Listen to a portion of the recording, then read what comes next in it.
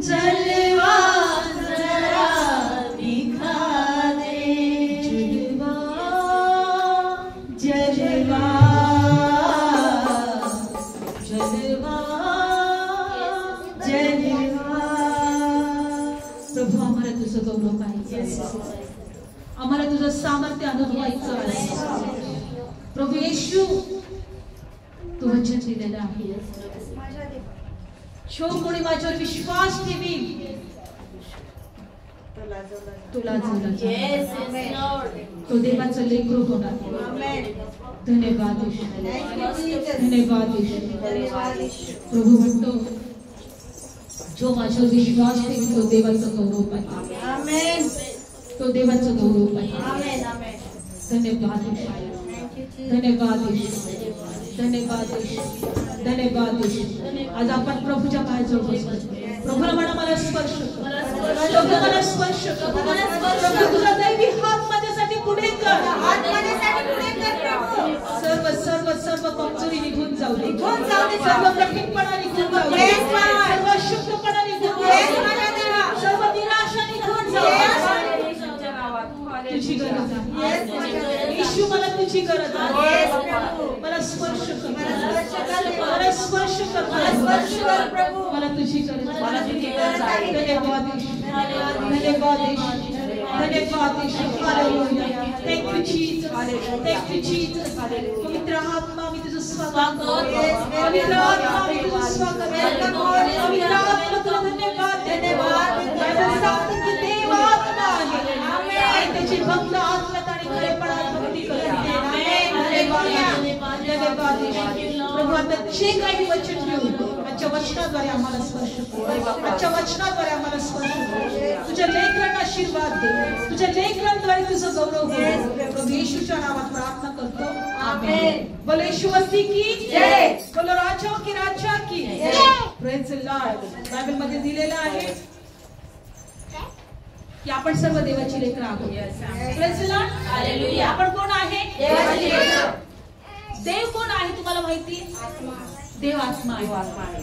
देव कोण आहे? आत्मा आहे। Praise the Lord. आणि म्हणून देवाच्या वचनात असं दिलेलं आहे जर देव आत्मा आहे तर देवाची लेकरं सुद्धा आत्मा आहे। आमेन। प्रेज द लॉर्ड, हालेलुया। आणि आज आपण ह्या वचनातून पाहणार आहोत की आपण प्रभू येशू सारखे आहोत। कशासारखे आहोत? प्रभू येशू सारखे। आणि म्हणून पहिल्यांदा आपण रोमकरास पत्र 8वा अध्याय मध्ये जाणार आहोत। रोमकरास पत्र 8वा अध्याय। आपण वचनामध्ये काय देवाने आम्हाला सांगितलेलं आहे ते आपण बघणार आहोत। Praise the Lord. कारण की देवाचं वचन आमची ओळख करून देते, देवाचं वचन आम्हाला देवाचं ज्ञान देतो। आणि बायबल मध्ये दिलेलं आहे की आज जर आम्हाला देवाचं वचन कळालं तर आम्ही आशीर्वादित होऊ। आमेन। आम्ही कोण होऊ? आशीर्वादित होऊ, आशीर्वादित होऊ। कारण की परमेश्वराने आम्हाला आशीर्वादासाठी निवडलेलं आहे। आमेन, हालेलुया। Praise the lord. रोमकरास पत्र 8वा अध्याय मध्ये आपण जाणार आहोत। 16 वचन काढूया आपण। 16 वचन, रोमकरास पत्र 8वा अध्याय 16 वचन। आत्मा स्वतः आपल्या आत्म्याबरोबर साक्ष देतो की, लक्षपूर्वक ऐका, आत्मा स्वतः आपल्या आत्म्याबरोबर साक्ष देतो की आपण देवाची लेकरं आहोत। आपण कोण आहोत? देवाची लेकरं। Praise the Lord. आपण देवाची लेकरं आहोत आणि आपण देवाची लेकरं आहोत। आणि जर आपण 17 वचन, आणि जर लेकरं आहोत तर वारिस, देवाचे वारिस आहोत। Praise the Lord. आणि ख्रिस्ताच्या सोबतीचे वारिस आहोत। Praise the Lord. आणि त्याच्या बरोबर गौरविले जावे म्हणून जर आपण त्याच्या बरोबर दुःख सोसतो तरच तसे आहोत। Praise the Lord. लक्षपूर्वक ऐका, जर बायबल मध्ये दिलेलं आहे की जर आपण देवावर विश्वास ठेवतो तर आपण त्याचे वारिस आहोत। काय आहोत? आपण त्याचे वारिस आहोत। Praise the Lord. आणि बायबल मध्ये दिले की ख्रिस्ताच्या सोबतीचे वारिस, म्हणजे जे ख्रिस्तामध्ये जे आशीर्वाद ख्रिस्ताला आहे, प्रभू येशूला आहे। प्रभू येशू परमेश्वराचा पुत्र म्हणून जगामध्ये आला। कोण बाळला? पुत्र म्हणून। आणि बायबलमध्ये दिलेलं आहे की परमेश्वराचं स्वर्गाचं राज्य जे आहे तिथून प्रभू येशू आला. कुठून आला? स्वर्गाच्या राज्यातून. आणि स्वर्गाचं राज्य हे प्रभू येशू ख्रिस्ताचं आहे. आणि जो विश्वास ठेवतो तो ख्रिस्ताच्या सोबतीचा वारस आहे. जे वारस हक्क प्रभू येशूला आहे तेच आम्हाला आहे. आम्ही विश्वास ठेवतो, आम्ही त्याच्या सोबतीचे वारसदार आहोत. जो हक्क प्रभू येशूला आहे तो आम्हाला आहे. जो अधिकार प्रभू येशूला आहे तो आम्हाला आहे. सोबतीचे वारसदार, येशूच्या सोबतीचे वारसदार. बघा, आज जगामध्ये लोक मेल्यानंतर तिथं फोटो जवळ लिहितात स्वर्गवासी, पण आम्ही जिवंतपणे स्वर्गाचे वारसदार झालो. आम्ही जिवंतपणे स्वर्गाचे वारसदार. वारसदार म्हणजे ते स्वर्गच आमचा आहे. म्हणून या वचनात एक गोष्ट आपण शिकणार आहोत की आपण देह नाही, आपण सुद्धा आत्मा आहोत.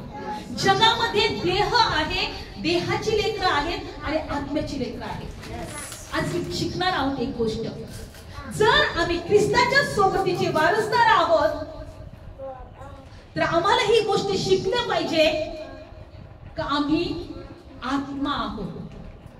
आम्ही शरीरात आहोत, आमचा देव आत्मा आहे, आम्ही पण आत्मा आहोत.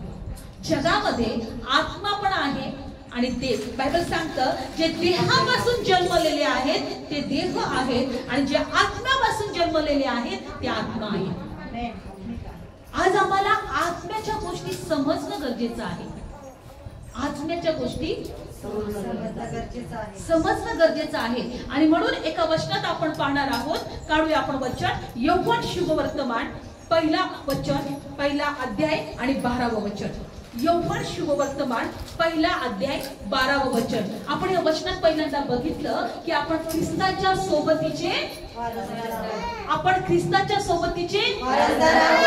लक्षपूर्वक ऐका. जो अधिकार येशूला आहे तो आम्हाला आहे. जी संपत्ती प्रभू येशूची आहे ती आमची आहे. जो हक्क प्रभू येशूला आहे तो आम्हाला आहे. हा आम्ही विश्वास ठेवला पाहिजे. कारण आपण यौवन शुभवर्तमान पहिला अध्याय आणि आपण वचनात जाणार आहोत 12 वचन.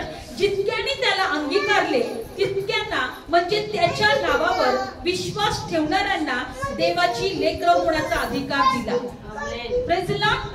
आपण कुणाची लेकरं आहोत? पुढचं वचन, आणि त्यांचा जन्म रक्तापासून किंवा देहाच्या इच्छेपासून किंवा माणसाच्या इच्छापासून नाही, देवापासून झालाय. किती लोकांनी येशू ख्रिस्ताला अंगीकारलंय? येशू देवाचा पुत्र आहे. आपण विश्वास ठेवलेला आहे. जे विश्वास ठेवतात ती देवाची लेकरं आहे. आणि त्यांचा जन्म देहाच्या इच्छाने नाही, देहाच्या माणसाच्या इच्छाने नाही, देवाच्या इच्छेने झालेला आहे. कुणाच्या इच्छेने? देवापासून झाला आहे. ह्या गोष्टीच्या द्वारे मला एक गोष्ट तुम्हाला शिकवायची आहे की आपण देवाची लेकरं आहोत. आपला जो जन्म आहे ही देवाच्या इच्छेने झालेला आहे. आपण जगामध्ये देहामध्ये जेव्हा जन्मतो, आईच्या उदरातून जेव्हा जन्मतो तेव्हा आमचा जन्म एका माणसाच्या द्वारे होतो, आईच्या द्वारे होतो, स्त्रीच्या द्वारे होतो. पण जेव्हा आपण ईश्वर विश्वास ठेवतो तेव्हा आमचा जन्म देवाच्या इच्छेने होतो.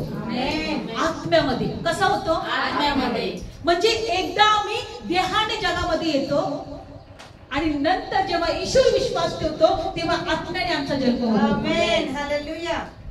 लक्षपूर्वक ऐका. बायबलमध्ये दिलेला आहे पहिल्यांदा देह, नंतर आत्मा.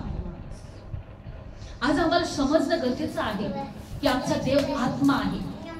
आमचा देव काय आहे? आत्मा आहे. आज आम्ही इथे बसलोय कारण की जरी आम्ही देवाला पाहू शकत नाही, देव प्रतिमेमध्ये नाही, देव मूर्तीमध्ये नाही, देव आत्मा आहे. परमेश्वराने जेव्हा आदामाला निर्माण केलं त्याला पहिले मातीचं घडवला. कशाचा घडवला? मातीचा. आकार दिला त्याच्यानंतर त्याच्यामध्ये श्वास फुंकला. काय फुंकला? श्वास फुंकला. हा श्वास काय आहे माहिती का? आत्मा. तो काय आहे? आत्मा आहे. आणि मग आत्मा त्याच्यामध्ये टाकल्यानंतर तो जिवंत झाला. श्वास त्याच्यामध्ये टाकल्यावर तो जिवंत झाला. Praise the lord. बायबल सांगते एक मनुष्याचा आत्मा आणि एक देवाचा आत्मा. म्हणून बायबल सांगतं की ज्या वेळेस आम्ही येशू विश्वास करतो तेव्हा आम्ही देवाच्या इच्छाप्रमाणे पुन्हा आत्म्यात जन्माला येतो. कसं जन्माला येतो? म्हणून बायबल सांगतं की प्रभू येशू ख्रिस्त चिन्ह चमत्कार साक्षात करत होता. प्रभू येशू ख्रिस्त लंगड्यांना बरं करत होता, आंधळ्यांना डोळे देत होता. प्रभू येशू म्हणत होता की स्वर्गाचं राज्य जवळ आलेलं आहे. विश्वास ठेवा. तो स्वर्गाच्या राज्याचं शुभवर्तमान सांगत होता. येशू काय करत होता? स्वर्गाच्या राज्याचं शुभवर्तमान सांगत होता. स्वर्गाचं राज्य, पश्चाताप करा, स्वर्गाच्या राज्यावर विश्वास ठेवा, स्वर्गाच्या राज्यावर विश्वास ठेवा. बायबलमध्ये दिलेलं आहे की जेव्हा लोक प्रभू येशूविषयी ऐकायचे, विश्वास ठेवायचे, पश्चाताप करायचे, त्यांच्या जीवनात चिन्ह चमत्कार व्हायचा. जे आंधळे आहेत ते पाहायचे, लंगडे आहेत ते चालायचे, आजारी लोक बरे व्हायचे. बायबलमध्ये दिले की प्रभू येशू ख्रिस्त स्वर्गाच्या राज्याची घोषणा करत होता. काय करत होता? स्वर्गाच्या राज्याची घोषणा. आणि जे जे विश्वास ठेवत होते ते लोक बरे केले जात होते. आम्हाला पहिल्यांदा विश्वास ठेवायला पाहिजे की एक देवाचं राज्य आहे, स्वर्गाचं राज्य आहे. आणि बायबलमध्ये दिलेलं आहे की प्रभू येशू ख्रिस्त एक ठिकाणी असताना एक अधिकारी येशूला भेटायला आला. त्यांनी जेव्हा पाहिलं की येशू ज्या वेळेस लंगड्यांना हात लावतो, स्पर्श करतात, ते पळतात. जेव्हा आंधळ्यांना हात लावतो ते पाहतात, आजारांना हात लावतो, स्पर्श करतो, ते बरे होतात. आणि एक अधिकारी, त्याचं नाव निकोदेम होतं, प्रभू येशू ख्रिस्ताला तो भेटायला आला.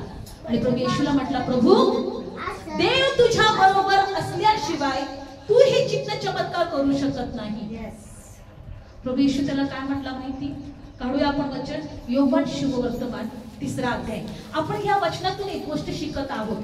जर आम्हाला कळालं, आत्मिक गोष्टी आम्हाला कळाल्या तर आम्ही आशीर्वादित होऊ. Praise the Lord. बघा योहान शुभवर्तमान 3रा अध्याय मध्ये काढूया वचन. योहान शुभवर्तमान 3रा अध्याय पहिल्यापासून वाचूया. परुषातला कोणी एक माणूस निकोदेम नावाचा यहुद्यांचा अधिकारी होता. तो रात्री त्याच्याकडे येऊन त्याला म्हणाला, रब्बी, तू देवापासून आलेला शिक्षक आहेस हे आम्हाला ठाऊक आहे, कारण हे जे चमत्कार तू करतोस ते कोणालाही आपल्या बरोबर देव असल्या वाचून करता येणार नाही. येशूने त्याला उत्तर देऊन म्हटले, मी तुला खचित खचित सांगतो, वरून जन्मल्या वाचून कोणी देवाचं राज्य पाहण्यास समर्थ नाही. देवाचं राज्य पाहण्यासाठी कसं जन्माला लागेल? लक्षपूर्वक ऐका. देवाचं राज्य पाहण्यासाठी वरून जन्मावं लागेल.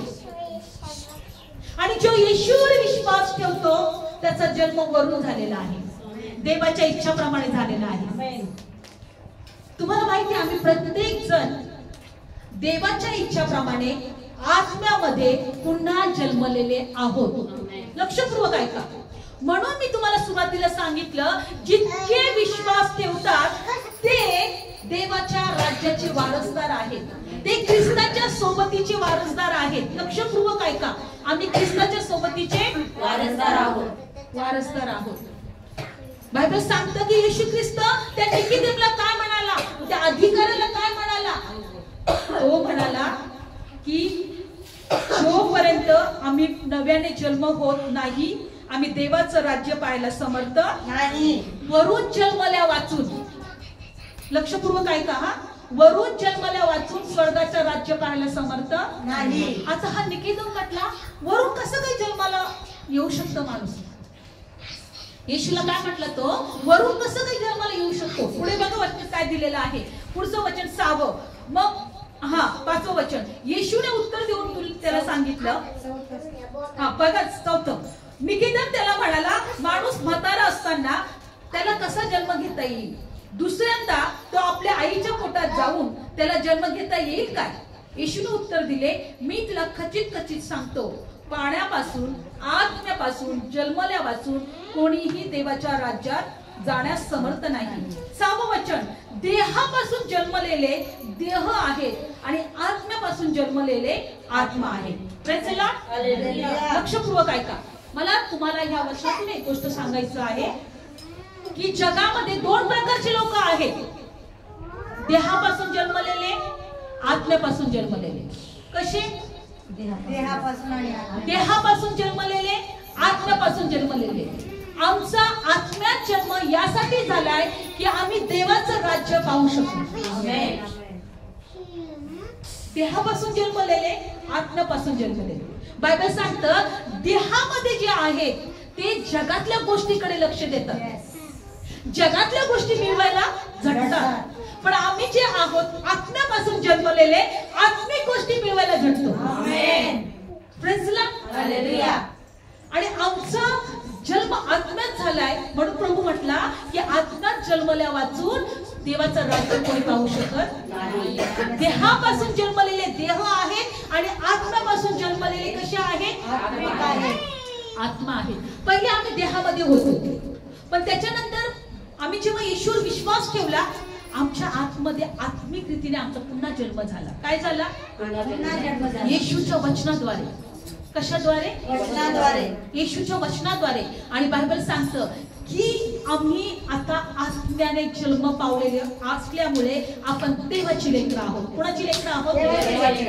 पण लक्षपूर्वक आज आम्हाला एक गोष्ट शिकायची आहे. देहाप्रमाणे जन्मलेले देह आहे, आत्म्याप्रमाणे जन्मलेले आत्मा आहेत. आत्म्याचे आहेत.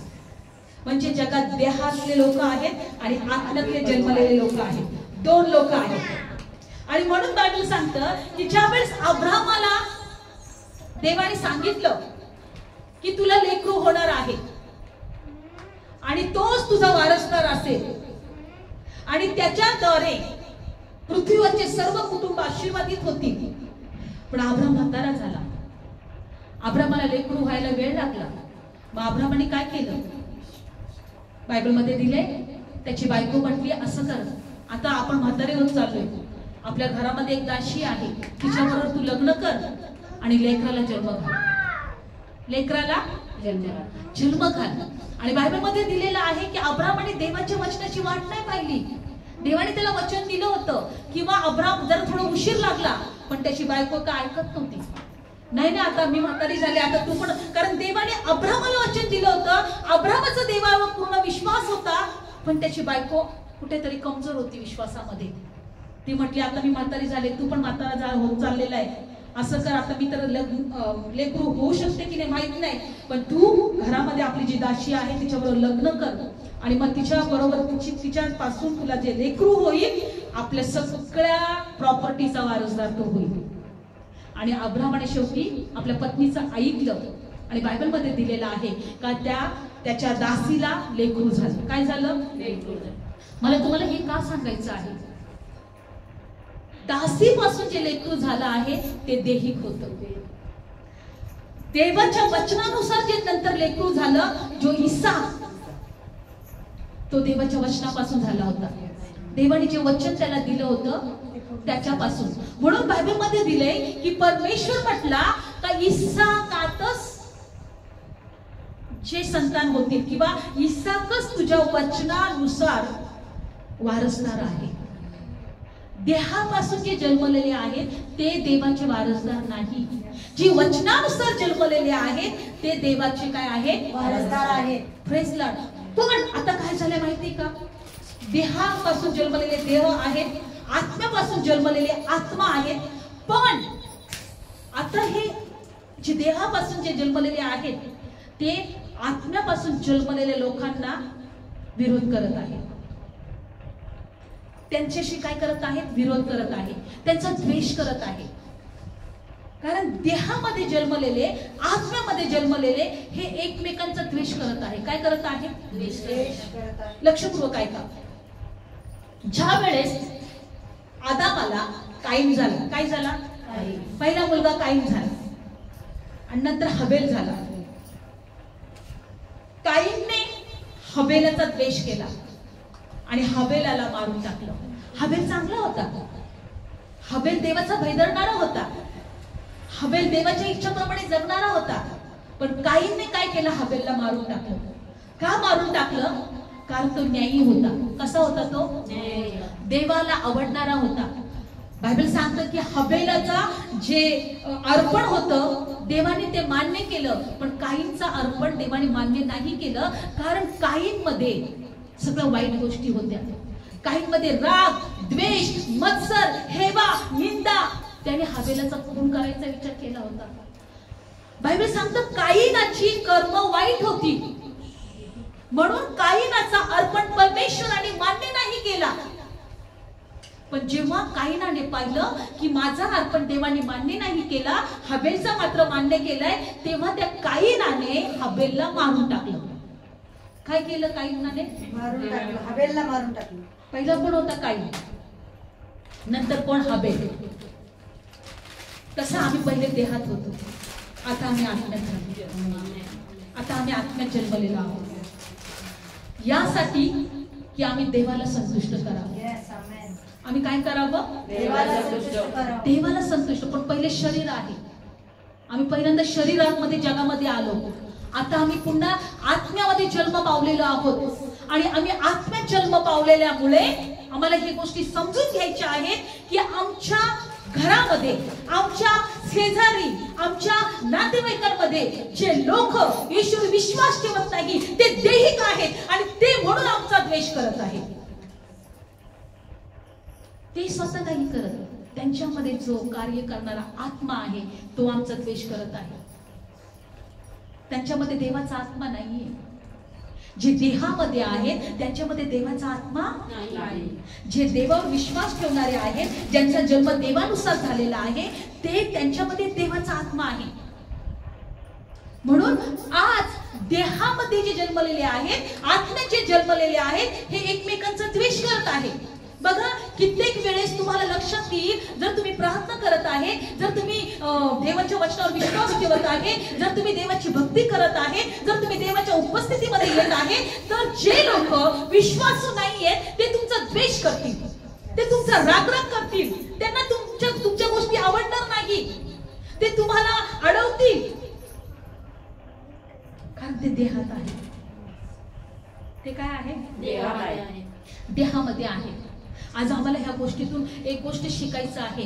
देहाप्रमाणे जन्मलेले देह आहेत, आत्माप्रमाणे जन्मलेले आत्मा आहे. म्हणजे जगामध्ये दोनच लोक आहेत, एक देहिक आणि एक आत्मिक. एक देहिक आणि एक आत्मिक. जर देहातले लोक जर आमचा रागराग करतात, कारण आम्ही आत्मिक आहोत. आम्ही कोण आहोत? आत्मिक आहोत. मग आमच्या घरातले पण असतील, शेजारी पण असतील, नात्यातले पण असतील. ते भलेही ते कदाचित थोडाफार विश्वास ठेवत असतील, पण ते आत्म्यात नाहीये. ते आत्म्यात नाही. आणि म्हणून एक गोष्ट आम्हाला शिकायचं आहे का देव आत्मा आहे आणि आम्ही पण आत्मिक आहोत. आत्म्यात आमचा जन्म झालेला आहे. म्हणून बायबलमध्ये दिलेलं आहे बघा, जे लोक विश्वास ठेवतात पण जर त्यांच्यामध्ये राग, द्वेष, मत्सर, हेवा, निंदा, भांडण आहे, तर बायबल सांगते ते अजून देहिक आहेत. ते कशा आहेत? काढूया आपण या वचनामध्ये 1 करिंथपत्र 3 अध्याय. 1 करिंथपत्र 3 अध्याय काढूया आपण वचन. 1 करिंथपत्र 3 अध्याय आणि पहिलं वचन वाचा कोणीतरी पटकन, काढलं असेल तर. 1 करिंथपत्र 3 अध्याय पहिलं वचन. आणि भावांनो, जसे आत्मिक तसे तुम्हाशी माझ्याने बोलवे ना, तर जसे देहिक तसे ख्रिस्तातील बाळकाशी तसे मला बोलावे लागले. Praise the Lord. बघा, या ठिकाणी प्रेषित पौल सांगत आहे, भावांनो जसे आत्मिकांशी तसे मला तुम्हाशी माझ्याने बोलवे ना, तर जसे देहाकांशी, जसे ख्रिस्तातल्या बाळकांशी तसे मला बोलावे लागले.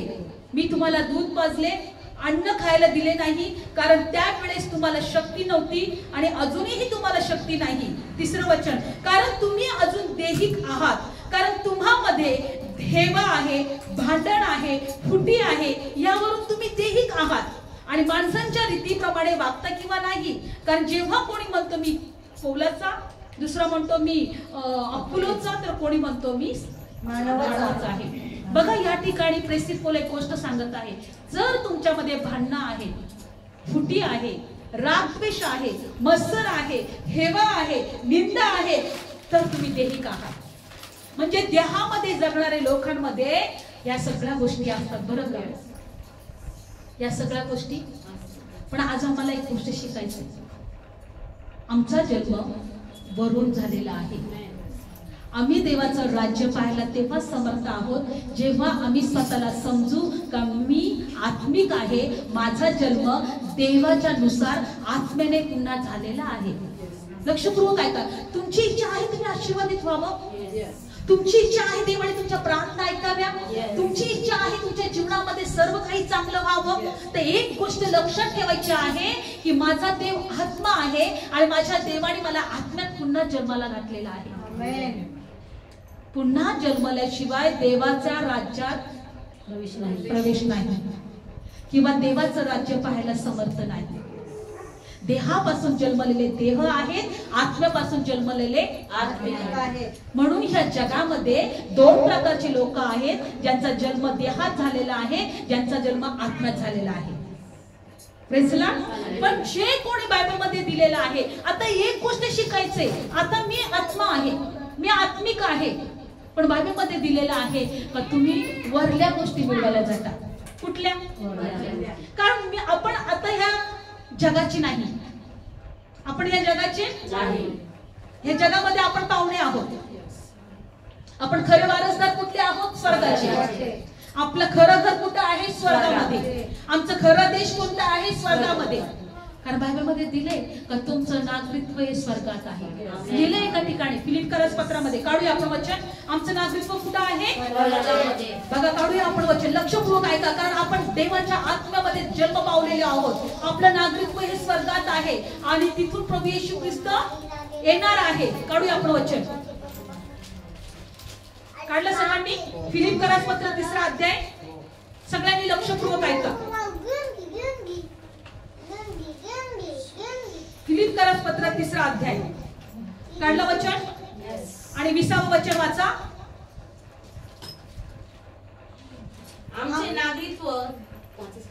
आमचे नागरिकत्व तर आकाशात आहे, म्हणजे स्वर्गात आहे. दुसऱ्या बायबलमध्ये वाचा. आपले नागरिकत्व तर स्वर्गात आहे. आपले नागरिकत्व कुठं आहे? स्वर्गात आहे. तेथून प्रभू येशू ख्रिस्त हा तारणारा येणार आहे. न्यायी त्याची आपण वाट पाहत आहे. बस. आपलं नागरिकत्व कुठलं आहे? स्वर्गात.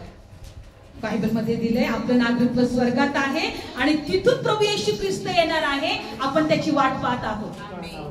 या पृथ्वीवर एक गोष्ट करायची, आपल्या लक्षपूर्वक ऐका. आम्ही स्वर्गाच्या राज्याचे वारसदार आहोत. आम्ही ख्रिस्ताच्या सोबतीचे वारसदार आहोत. आणि बायबलमध्ये दिले आमचं नागरिकत्व स्वर्गात आहे. येशू ख्रिस्त तिथून येणार आहे आणि आम्हाला त्याची वाट पाहायची आहे.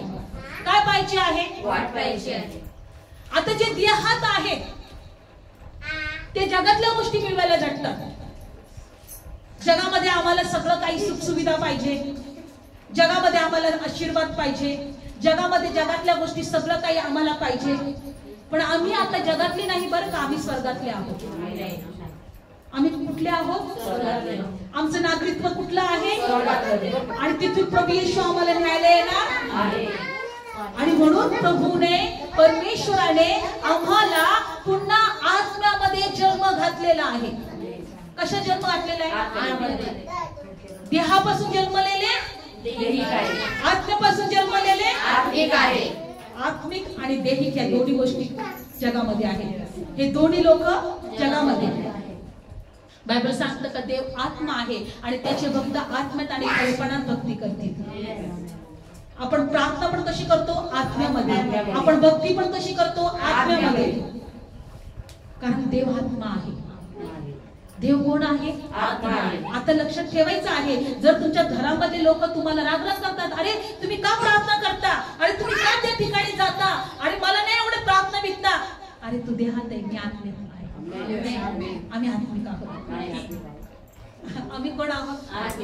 आत्म्यात आमचा जन्म झालेला आहे आणि आम्ही आता इथले नाही, जगाचे नाहीयेत, आम्ही देवाच्या राज्याचे आहोत. जिवंतपणीच त्या देवाने आम्हाला त्या राज्याचे वारसदार बनवून ठेवले. म्हणून एक गोष्ट आम्हाला करायची, बायबल मध्ये दिलेलं आहे, आत्म्यामध्ये पेरणी करायची आहे. काय करायची आहे? गलती करारपत्रामध्ये काढूया 6वा अध्यायामध्ये. गलती करारपत्र 6वा अध्याय काढूया. गलती करारपत्र 6वा अध्याय सर्वांनी काढा. गलती करारपत्र 6वा अध्याय.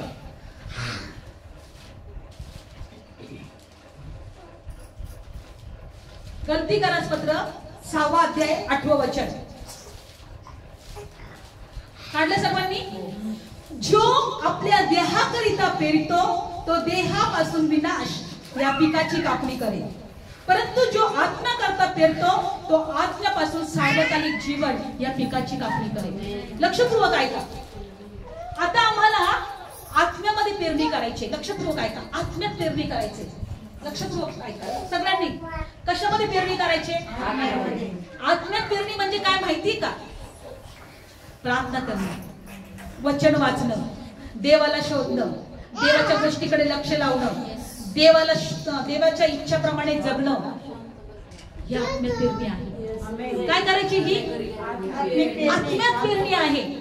पण बायबल सांगतं की जे देहाकरता पेरतात, देहाकरता पेरतात, ते कशाची कापणी करतील? विनाश. कशाची? विनाश या पिकाची कापणी करतील. पण जे आत्म्याकरता पेरतात ते सार्वकालिक जीवन या पिकाची कापणी करतील. आमेन. जगामध्ये मी पुन्हा सांगेन, दोन लोक आहेत, देहामध्ये जन्मलेले, आत्म्यात जन्मलेले. देहाकरता जे पेरणी करतात ती विनाशाची कापणी करतील. म्हणजे काय करतात? देह आज लोक बघा, आपल्याला काहीतरी मिळावं म्हणून दुसऱ्यांना मारून पण टाकतात, खून करतात, राग करतात, द्वेष करतात, भांडणं करतात. ही देहाची पेरणी आहे.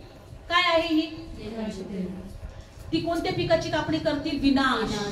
कोणत्या पिकाची? विनाश. कारण अख्ख्या आयुष्यभर त्यांनी फक्त वाईटच गोष्टी केलेल्या आहेत. कधी देवाला शोधलं नाही, कधी देवाच्या इच्छा काय आहेत जाणल्या नाही, देवाच्या गोष्टीप्रमाणे, इच्छाप्रमाणे जगला नाही, किंवा त्या देवाच्या मार्गामध्ये चालला नाही. बायबल सांगते शेवटी ते कशाची कापणी करतील? विनाशाची. पण आत्म्यामध्ये पेरणी करणारे सार्वकालिक जीवनाची कापणी करतील. आज तुम्हाला असं वाटतं की का आम्ही प्रार्थना करत आहोत, का आम्ही एकत्र येत आहोत, का आम्ही एवढी भक्ती करत आहोत, का आम्ही देवाचे वचन ऐकत आहोत? ही आत्मिक पेरणी आहे. कोणती पेरणी आहे? आत्मिक पेरणी आहे. आणि त्याची कापणी सार्वकालिक जीवन आहे. त्याची कापणी काय आहे? सार्वकालिक जीवन. लक्षपूर्वक ऐकले तुम्ही? देहाप्रमाणे जन्मलेले देह आहे, देहाप्रमाणे जन्मलेले देह आहे, आत्म्याप्रमाणे जन्मलेले आत्मिक आहे. दोन लोक जगात आहेत.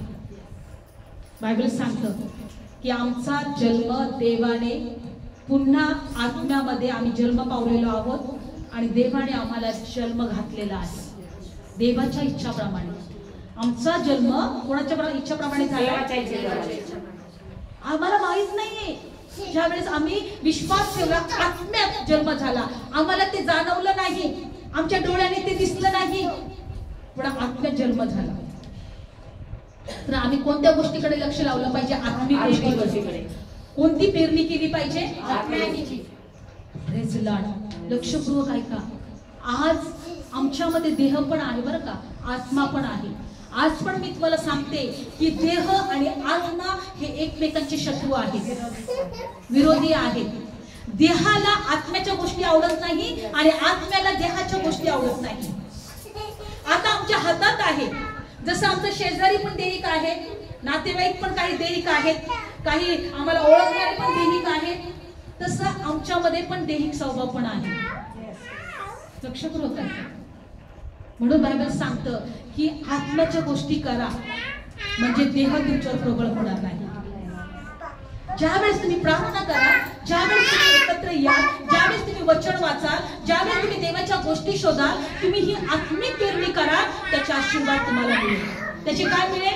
आशीर्वाद मिळेल. त्याचे आशीर्वाद मिळेल. आज आमचं एकत्र येणं म्हणजे आत्मिक पेरणी आहे.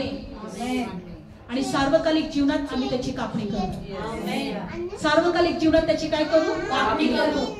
कापणी करू. आता विचार करा, समजा जर आम्ही देहामध्ये असतो तर आम्हाला कळालं नसतं की आम्ही कोण आहोत. आम्हाला कळालं नसतं की आम्हाला देवाला कसं शोधायचे, देवाकडे कशा प्रार्थना करायचे, आत्मिक गोष्टींची पेरणी आम्हाला कशी करायची. मला सांगा, आता समोर समजा एक देव उभा केलाय, समजा एखाद्या मूर्तीमध्ये. तो आमच्याशी बोलणार नाही, तो आम्हाला सांगणार नाही, तो आम्ही काय सांगतो ते ऐकणार नाही. कारण ज्याला कान आहे तो ऐकत नाही, ज्याला डोळा आहे पण त्याला तो पाहत नाही. अशा देवापुढे जर आम्ही नमन करत आहोत, आम्ही त्याची पूजापाठ करत आहोत, तो आम्हाला आमच्या जीवनाविषयी काहीच सांगत नाहीये, तर आमचा नाश होईल का? आम्हाला जीवन मिळेल, आम्हाला आशीर्वाद मिळेल, सार्वकालिक जीवन मिळेल, नाश होईल, आमचा नाश होईल. कारण की आम्ही काय करतोय, फक्त त्याला फूल देतोय, त्याला नारळ फोडतोय, त्याच्या पुढे सगळं काही डोकं झुकवतोय, आम्ही त्याची पूजा सकाळी सुटून त्याची पूजापाठ करतोय, पण त्याच्यापासून आम्हाला काहीच ज्ञान मिळत नाही. त्याच्यापासून आम्हाला काहीच ज्ञान मिळत नाही. आम्ही जगात का आहोत, आमच्या जगामध्ये इथून गेल्यानंतर आमचं काय होणार आहे, आम्हाला कशाचंच ज्ञान मिळत नाहीये. मग शेवटी आम्ही काय कसे असतो माहितीये, अंधारात आलो ना अंधारातच गेलो, अंधारातून आलो आणि अंधारातच गेलो. बायबल सांगतं माती पुन्हा मातीला मिळेल आणि जो जीव किंवा जो आत्मा आहे तो पुन्हा देवाजवळ जाईल, तो पुन्हा देवाजवळ जाईल. आज एक गोष्ट आम्हाला शिकायचंय.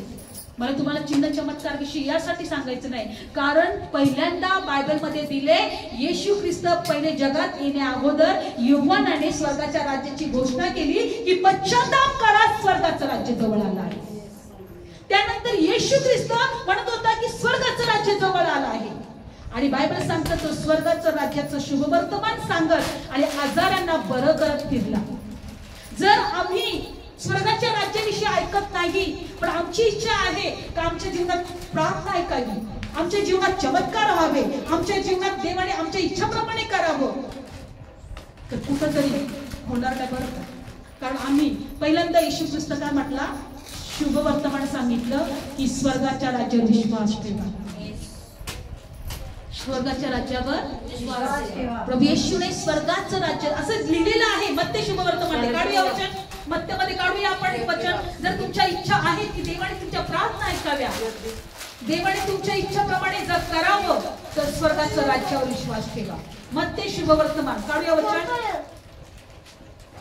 मत्ते शुभ वर्तमानामध्ये बायबलमध्ये दिलेलं आहे की प्रभू येशू ख्रिस्त, काढूया वचन, काढलं सर्वांनी. आणि किंवा आपण ना मार्क मध्ये जाऊया, नाही तर मार्क मध्ये जाऊया. मार्क शुभ वर्तमान,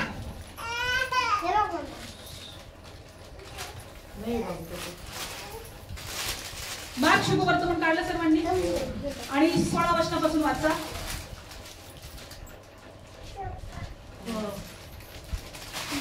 किंवा 17 वाचा.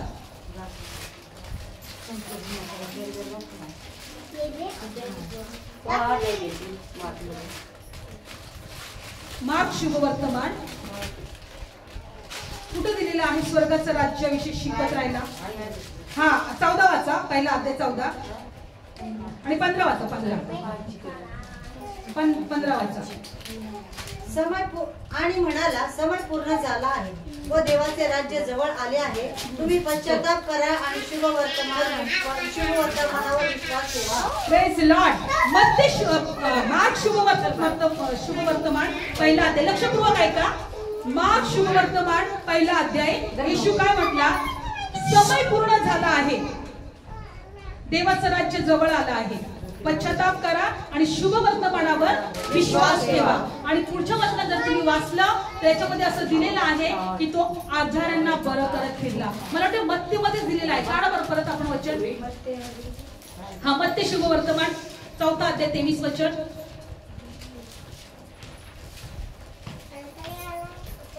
मत्ते 23 वचन काढा. मत्ते शुभवर्तमान 4 अध्याय 23 वचन.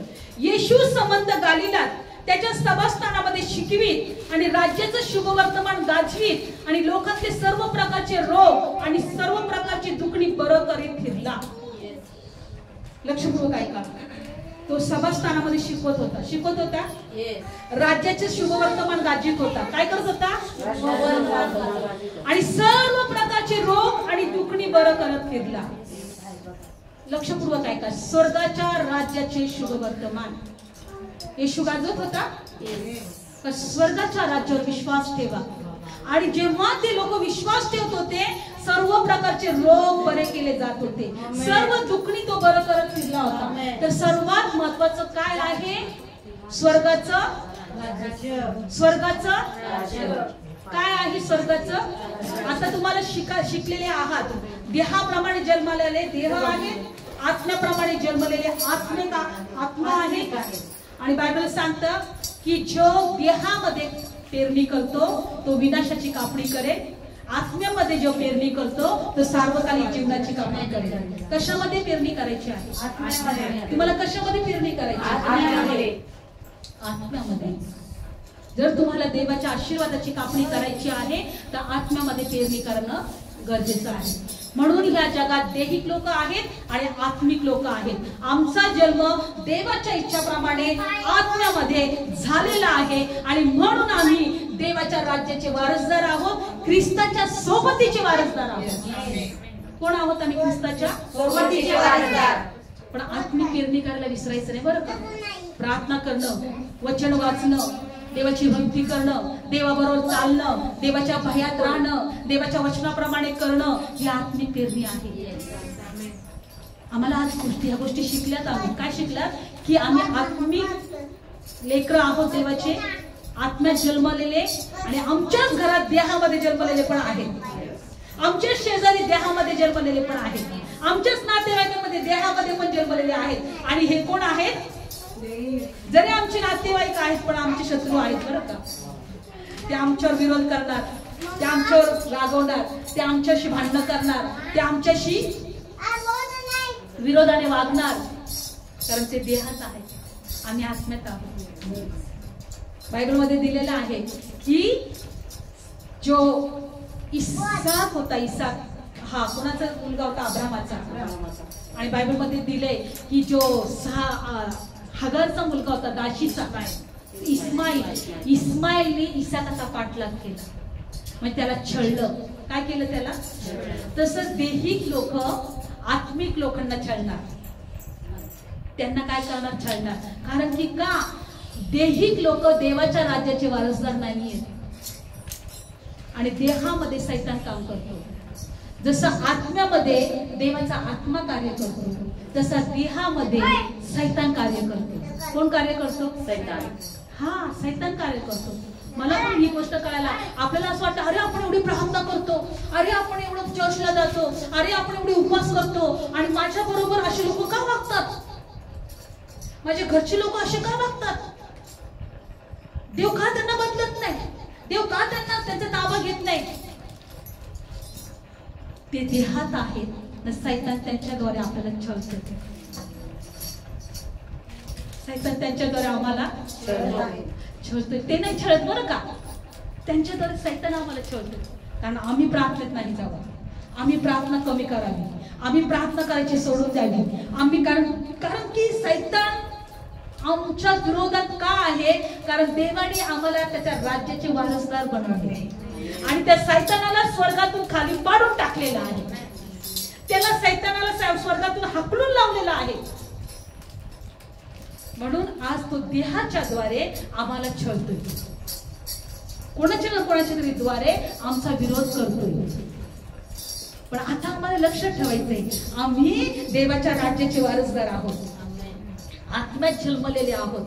स्वर्गामध्ये आम्हाला परमेश्वराने सर्व आशीर्वादाने आशीर्वादित केलेला आहे. सर्व आशीर्वादाचे आम्ही वारसदार आहोत. जो वारस हक्क प्रभू येशूचा आहे तोच आमचा आहे. बायबलमध्ये दिले का दैहिक लोक कधीही देवावर विश्वास ठेवणार नाही. त्यांना जगातल्या गोष्टी, बायबल सांगतं जो वरून आला तो वरचा आहे, जो पृथ्वीवरचा आहे तो पृथ्वीच्या गोष्टी सांगतो, पण जो वरून आलेला आहे तो वरल्या गोष्टी सांगतो. येशू कुठून आला? वरून आला. तो जन्माच्या अगोदर स्वर्गदूत कुमारिकाकडे आले, मरियाकडे आला आणि म्हणाला देवाच्या पुत्राला तू जन्म देणार आहेस, तो परत देवाचा मुलगा असणार आहे आणि तोच आपल्या सर्व लोकांना तारणार आहे. त्याचा जन्म वरून जे येतो तो वरल्या गोष्टी सांगतो, जो पृथ्वीवरचा जो आहे तो पृथ्वीवरच्या गोष्टी सांगतो. जगातले कित्येक लोक पृथ्वीवरचे आहेत ते पृथ्वीवरच्याच गोष्टी तुम्हाला सांगतील. तर प्रभू येशूला धन्यवाद, आम्हाला वरल्या गोष्टी कळाल्या. म्हणून कलसीकरस पत्र 3 अध्यायामध्ये वरल्या गोष्टी मिळवायला झटा दिलेले की नाही बाबा, वाचा बरं. कलसीकरस पत्र 3 अध्याय. आपण प्रार्थनेमध्ये जाऊया. शेवटचं वचन एक लक्षात ठेवायचं आहे, जगामध्ये देह पण आहे आणि आपण आत्म्यामध्ये जन्मलेले आहोत. कलसीकरस पत्र 3 अध्याय. कलसीकरस पत्र 3 अध्याय.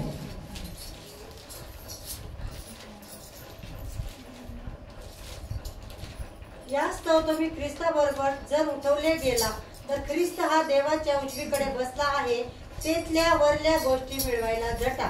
कुठल्या गोष्टी मिळवायला झटा? वरल्या गोष्टी. वरल्या गोष्टी.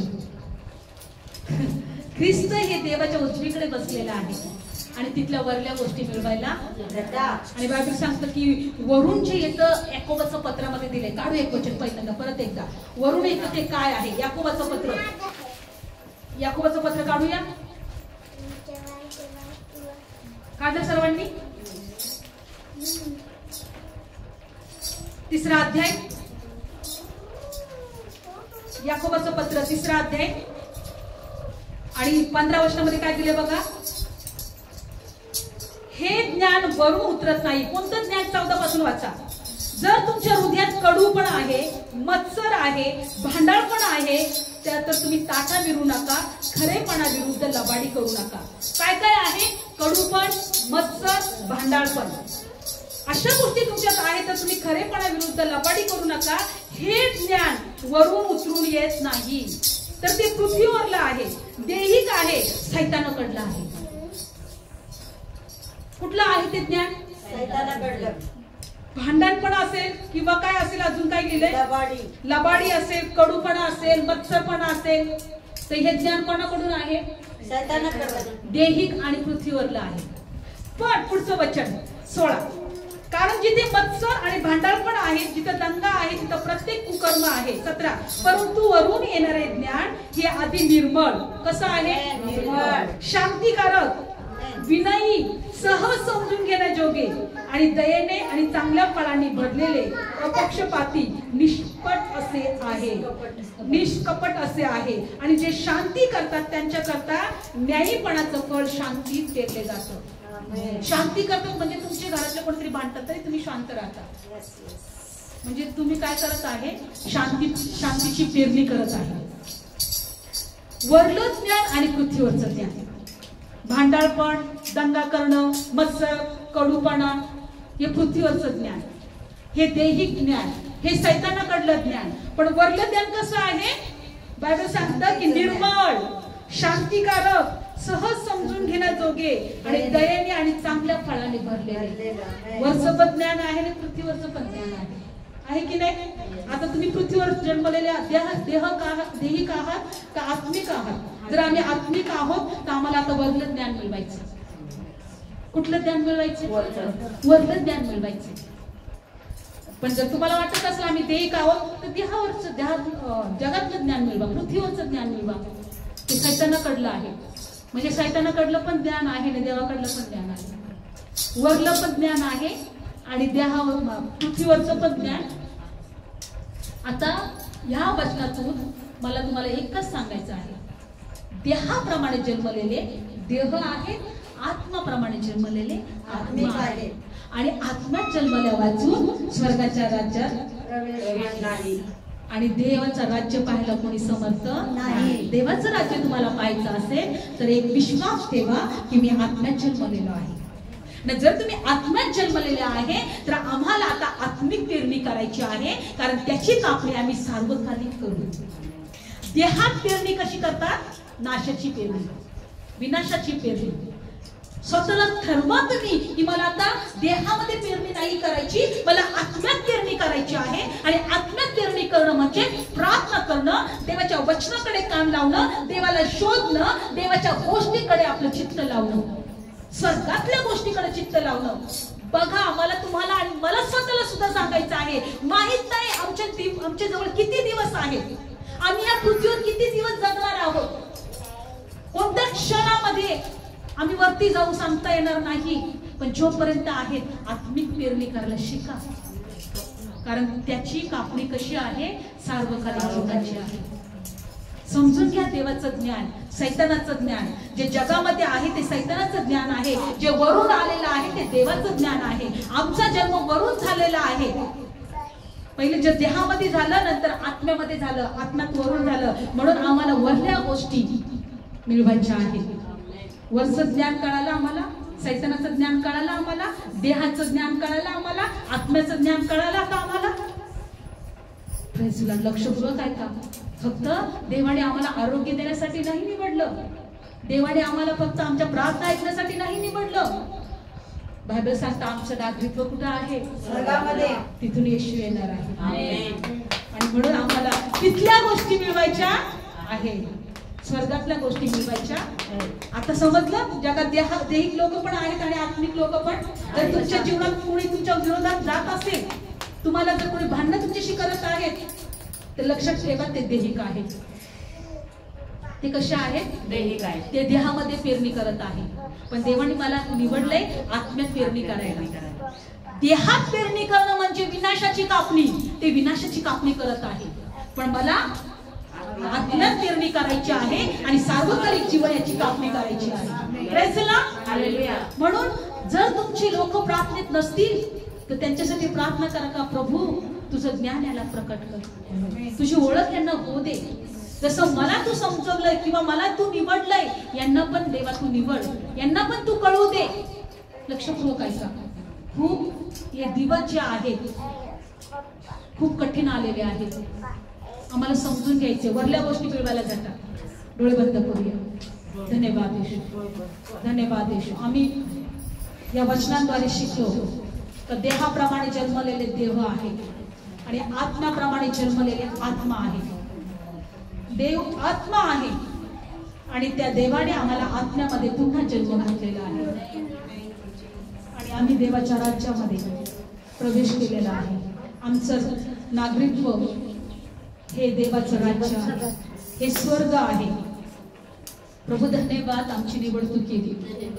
धन्यवाद, आम्हाला ख्रिस्ताच्या सोबतीचे वारसदार तू बनवले. धन्यवाद येशू, धन्यवाद येशू, धन्यवाद येशू. हालेलुया. Thank you Jesus, thank you Jesus, thank you Jesus.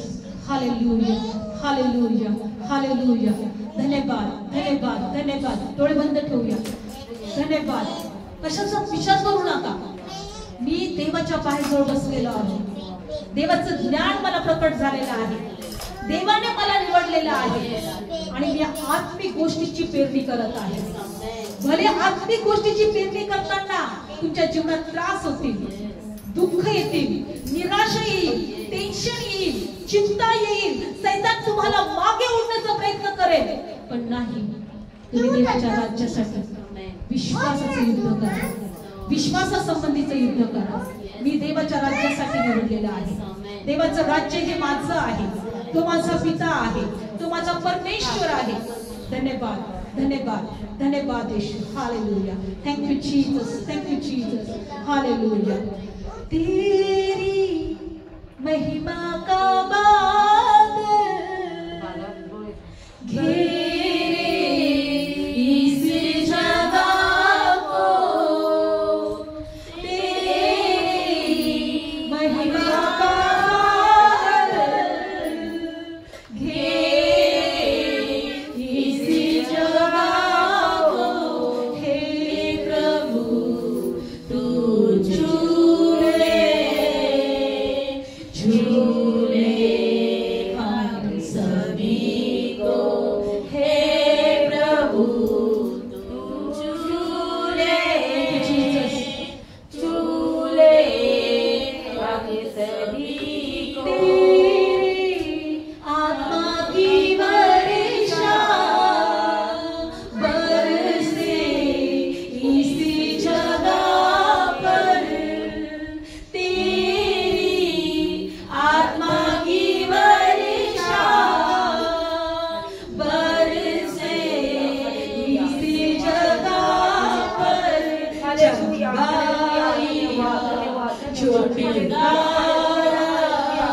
Hallelujah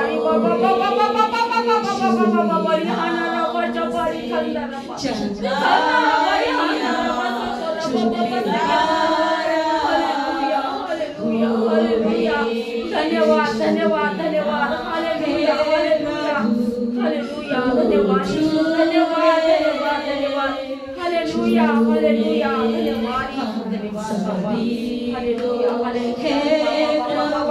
बाबा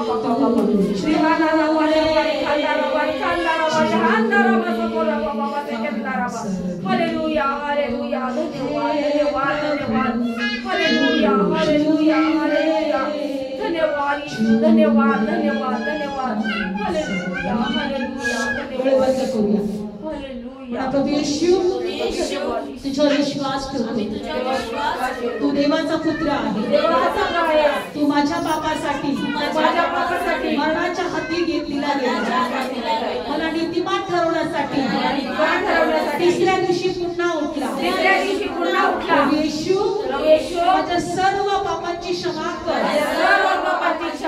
माझ्या हृदयात ये माझ्या जीवनात ये मी तुझ्यावर विश्वास ठेवते मी तुला माझा तारणारा म्हणून स्वीकार धन्यवाद येशू धन्यवाद येशू धन्यवाद येशू प्रभू सगळ्यांना आशीर्वाद दे सगळ्यांच्या इच्छा पूर्ण कर सर्वांना तुझ्या शांतीने भर देवा ज्या लोकांना जॉब नाही त्यांना जॉब दे जे आजारी आहेत त्यांना स्पर्श कर त्यांना आरोग्य दे जे परमेश्वर वाईट गोष्टीमध्ये आहेत देवा तू त्यांना स्पर्श कर कारण सगळं जग तुझी निर्मिती आहे हर एक प्रकारचा आशीर्वाद मी त्यांच्यासाठी स्वीकार आणि सर्व गौरव तुला देते आणि प्रार्थना प्रभू येशूच्या नावात मागते आमेन बोलो येशू मसीह की जय।